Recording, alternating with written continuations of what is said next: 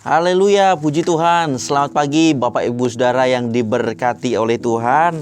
Pagi hari ini kita kembali merenungkan kebenaran firman Tuhan yang akan membawa kita kepada pengertian-pengertian lebih dalam dan membawa kita untuk mengerti apa yang Tuhan mau di dalam setiap kehidupan kita. Hari ini saya bersama dengan Bulan. Pak Lannya tidak ada. Nah, berkaitan dengan bulan, saya tidak tahu ini ibunya siapa. Tapi berkaitan dengan bulan, jadi saya mau bicara mengenai, kan minggu ini bicara soal hubungan ya. Jadi karena saya sedang berdampingan bersama dengan bulan, jadi saya berikan judul Hormati Ayah dan Ibumu. Nah, ini kebetulan cuma ada Bulan, Pak Lanya tidak ada. Tapi tidak apa-apa, yang penting hormati ayah dan ibumu. Ini mungkin topik yang sering kali kita dengar. Mungkin sampai ada beberapa yang saya tahulah kalau dengan orang tua ya harus menghormati. Tapi kita nanti mau lihat beberapa catatan firman Tuhan. Ayat yang sudah kita kenal, tapi kita coba kulik lebih dalam lagi dari ayat yang memang mungkin sudah kita dengar itu. Nah, kalau saya bicara soal menghormati orang tua, taat kepada orang tua, ini jangan dipikir kalau kita yang sudah dewasa, lalu kita katakan, oh firman Tuhan ini cocok buat anak saya. Lalu disodorkan kepada anak kita, nih firman Tuhan katanya suruh menghormati orang tua. Tidak, saudara. Karena ayat-ayat yang akan kita baca itu tidak menunjuk kepada usia-usia tertentu. Memang ada ayat-ayat yang kalau kita lihat dari pengertian aslinya, itu menunjuk kepada batasan usia tertentu.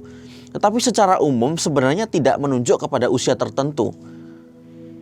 Anak yang menghormati orang tua itu selagi orang itu masih punya orang tua. Jadi bukan hanya firman ini bukan hanya diperuntukkan untuk anak kecil, remaja, pemuda yang masih punya orang tua. Tapi bahkan kita yang sudah dewasa, kita yang sudah berkeluarga, kita yang juga sudah punya anak, kita yang bahkan sudah punya cucu, tapi kita masih punya orang tua. Punya ayah, punya ibu, punya papa, punya mama, punya papi, punya mami yang masih hidup sampai sekarang. Artinya bahwa sebagai anak kita punya kewajiban untuk menghormati mereka. Jadi sekali lagi garis bawahi, bukan hanya untuk anak-anak kita, tetapi untuk kita kalau kita masih punya kedua orang tua. Kenapa? Karena seringkali kita tidak sadar. Kita menuntut untuk anak-anak kita menghormati. Oh, kamu harus nurut ya sama orang tua, hormat sama orang tua. Tapi menjadi pertanyaan besar karena saya begitu banyak menyaksikan di luar sana. Ada banyak yang sudah dewasa, sudah tua, sudah berkeluarga, umur 40 tahun, 30 tahun, 50 tahun, dan mereka masih punya orang tua yang masih hidup. Tapi tidak punya rasa hormat. Seberapa sering kalau kita masih punya orang tua yang masih hidup, tapi memang karena mereka sudah lanjut usia mereka sudah sangat-sangat lanjut, dengan segala keterbatasan, ingatan mereka mulai lemah, kemudian seringkali mereka bertanya berulang-ulang, ya kan? Kadang orang tua itu kembali seperti anak kecil, tanya ulang-ulang, maaf kata mungkin mereka buang kotoran di sembarang tempat atau di pakaian mereka atau di tempat tidur. Lalu itu membuat kita emosi, membuat kita tegang, membuat kita merasa gemas. Tapi tanpa sadar sudah hilang rasa hormat kita kepada mereka. Dibentak-bentak. Karena orang tua kan kebiasaan menanyakan hal yang sama berulang kali. Kita tidak sabar. Sudah tanya berulang kali kok. Tanya terus misalkan. Kalau mereka melakukan sesuatu, makan sampai kececeran, kita marah sama mereka. Makan kok kececeran. Mereka buang kotoran kok sembarang tempat misalkan. Kalau mereka ngomongnya ngelantur sedikit atau mereka diajak ngomong tidak nyambung, kita marah. Jadi semua perilaku-perilaku mereka yang bagi kita kok seperti ini sih? Nah, itu membuat kita marah. Tanpa sadar kita tidak hormat sama mereka. Bentak-bentak sama orang tua. Mungkin tidak harus sampai betul-betul pikun, tidak sampai harus ingatannya mulai melemah. Tapi mereka yang sudah lanjut usia kan kadang perhatian sama kita. Ditanyai, sudah makan belum? Ayo makan dulu. Maaf kata, saudara, maaf kata. Mungkin terkesan bagi kita cerewet. Tapi tanpa sadar kita justru ya melakukan reaksi-reaksi yang tidak baik kepada orang tua. Coba kita flashback dulu. Waktu kita masih ngompol, masih bayi. Waktu dulu namanya anak kecil kan kita juga tanya sama orang tua berulang-ulang toh. Pak, ini namanya apa? Ini namanya apem. Tanya lagi. Ini namanya apa Pak? Apem. Apem itu apa-apa? Ya ini. Nah seringkali kan kita tanya berulang-ulang. Tapi kan orang tua kita dulu itu kan menjawabnya dengan sabar. Tidak mungkin, sudah apem, diam, tidak boleh tanya lagi. Kan tidak mungkin. Mereka juga menjawabnya dengan sabar.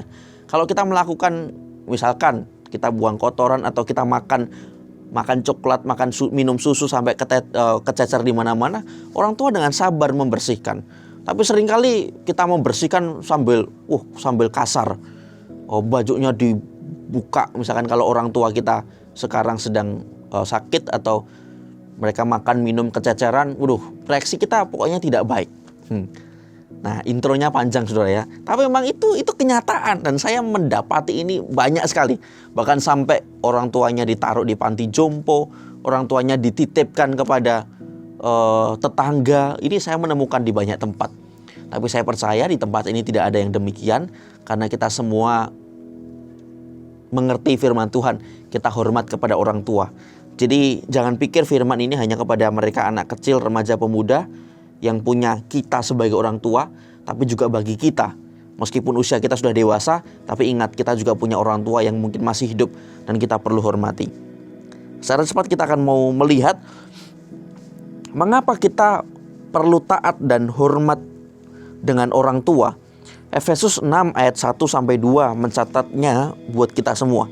Mengapa kita perlu hormat kepada orang tua?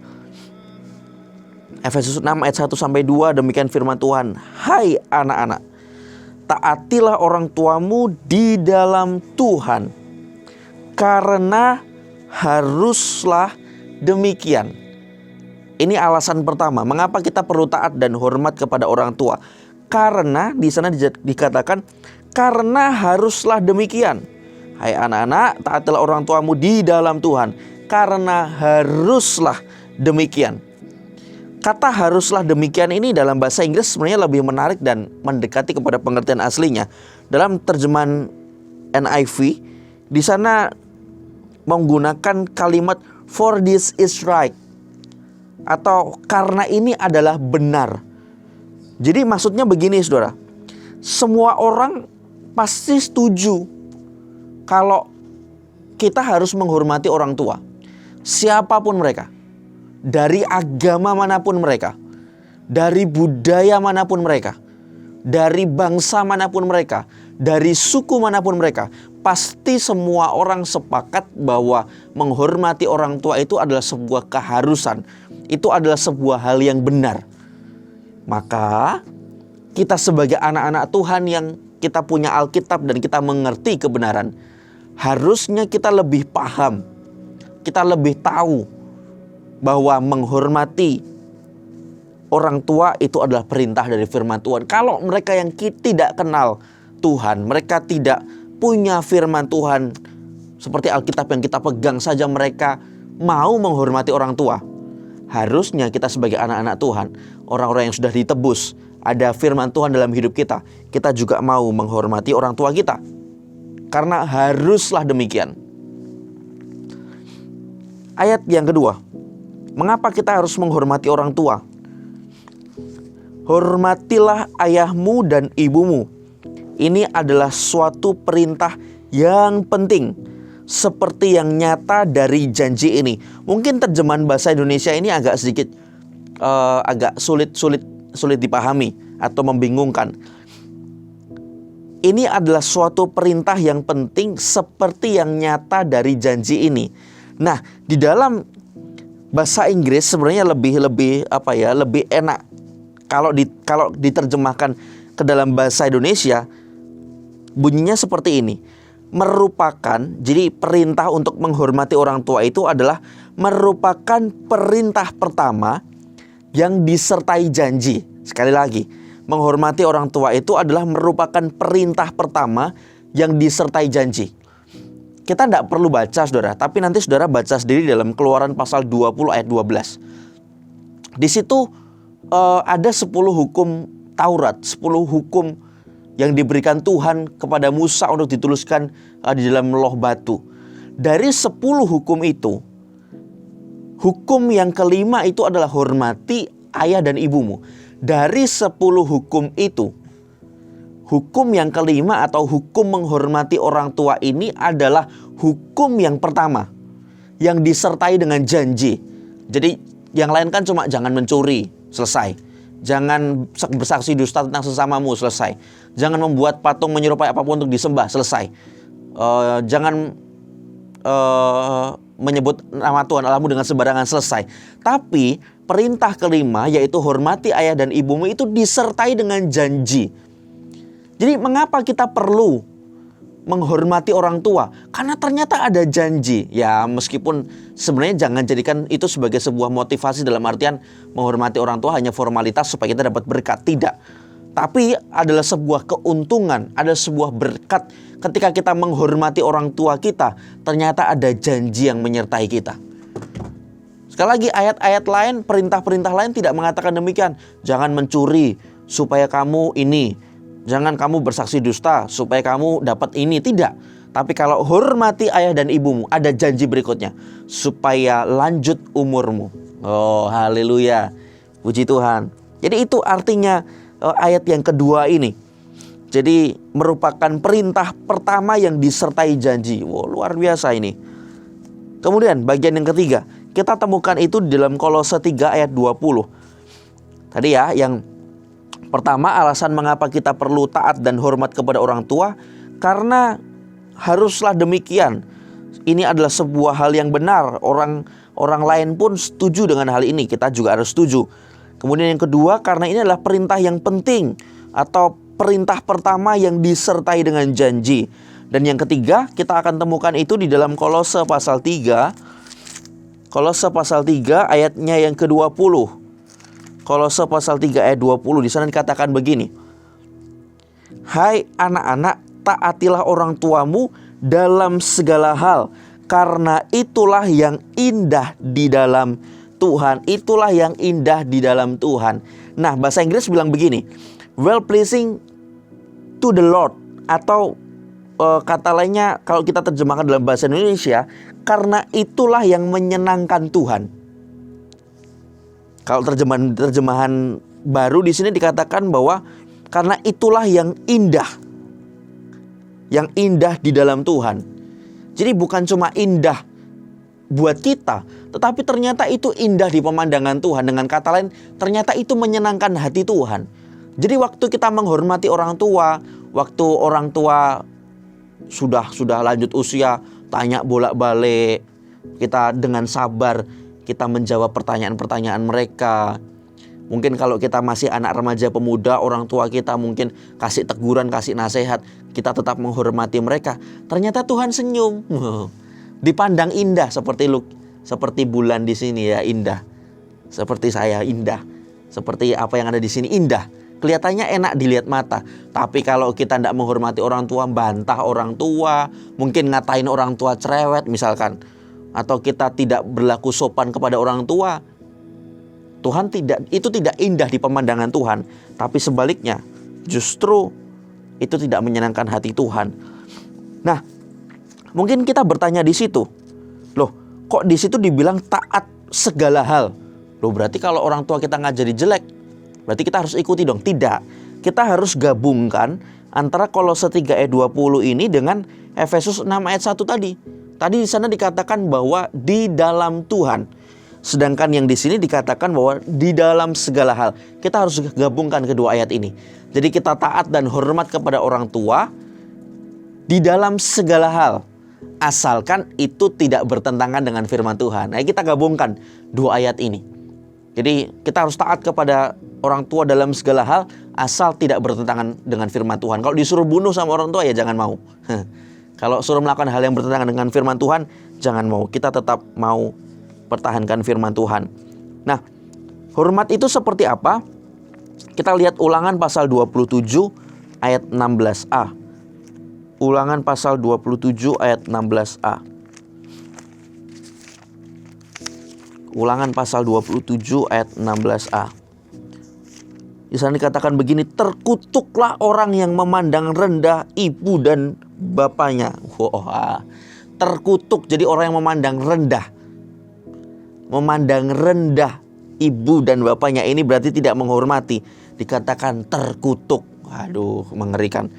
Jadi betapa kita harus menghormati kedua orang tua kita. Saya pun sampai sekarang berusaha tidak berani bentak-bentak orang tua. Nada tinggi sama orang tua tidak berani. Karena mereka adalah wakil Allah. Mereka adalah orang yang Tuhan percayakan untuk menjadi orang tua kita di bumi ini. Puji Tuhan, iblis banyak merusak, bagian terakhir saudara. Iblis banyak merusak hubungan. Coba kita ingat Absalom dengan Daud. Lalu kemudian iblis juga berusaha untuk merusak hubungan antara Yesus dengan Bapaknya. Membawa untuk Yesus tidak taat akan kehendak Bapa di surga. Waktu pencobaan di padang gurun maupun waktu di taman Getsemani. Berusaha untuk Yesus ini tidak taat kepada kehendak Bapa di surga. Tapi Yesus menang. Dia tetap menghormati, dia tunduk kepada kehendak Bapa di surga. Kita pun juga demikian. Waktu kita bentak-bentak orang tua, iblis menang. Karena dia berhasil membuat kita tidak hormat kepada orang tua. Jadi mari saudara, dalam hal sekecil apapun kita menunjukkan bahwa kita hormat kepada orang tua. Puji Tuhan, demikian firman Tuhan. Tuhan Yesus memberkati dan memampukan kita melakukan firman-Nya. Amin. Puji Tuhan. Haleluya.